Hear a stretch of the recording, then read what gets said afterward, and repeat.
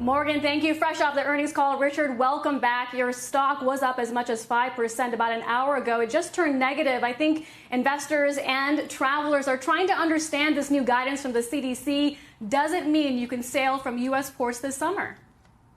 Well, I think it may, and we're really very pleased and very excited because it really does set forth a pathway that we think is achievable, practical, and safe. So, yeah, we're feeling pretty good. If the simplest way to getting back to sea is requiring all passengers, or 95% of passengers, to be vaccinated, how do you do that in Florida, the cruise capital of the world, where you have invested billions of dollars in ports and terminals, when the governor of that state is basically telling companies and cruise lines they cannot require passengers to be vaccinated? Well, you know, the CDC letter provides, and of course there's still work to be done and we have to get through all the details, but it provides two pathways. And we think either pathway is going to be very viable. Look, the vaccines are coming. 80% of our guests already say they intend to get the vaccines regardless. So one way or the other, we think this provides a route, actually two routes. If everybody is vaccinated, or almost everybody is vaccinated, that is a faster route, slightly faster route, but I think it will be on the margins. We're really thinking that giving us two pathways, both of which are feasible to be done by July. So, yeah, feeling no pain today.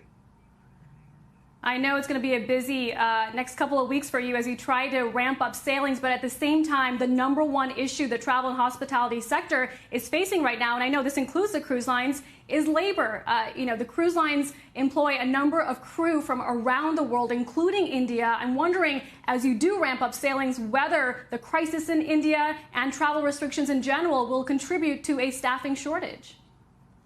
I think they'll make our life more interesting, but we don't anticipate that it'll cause any kind of a shortage.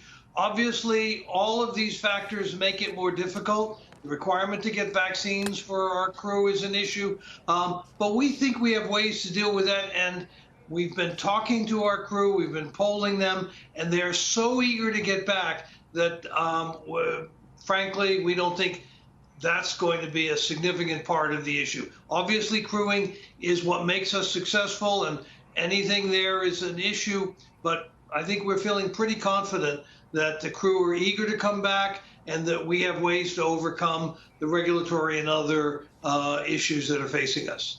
Richard, it's Morgan. When you're already offering cruises out of parts of the Caribbean and Europe right now, given what we've seen in terms of reopening efforts in those areas versus here, I realize that now we're starting to get some more guidance and some more clarity potentially from the CDC where the summer is concerned. But longer term, how are you thinking about the mix of where your ships will be operating out of?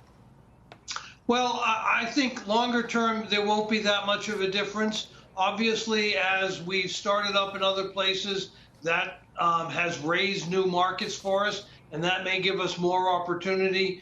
But I think we're really talking about a relatively short period of time during which this is that relevant. It's a matter of months. And so I think that this will open up some new markets for us. It already has, and I think that's constructive for us. But I think fundamentally the marketplace is still very much about half guests, cruise guests cruise out of the United States, half elsewhere. That may shift marginally, but we're not thinking that that's going to raise massive changes.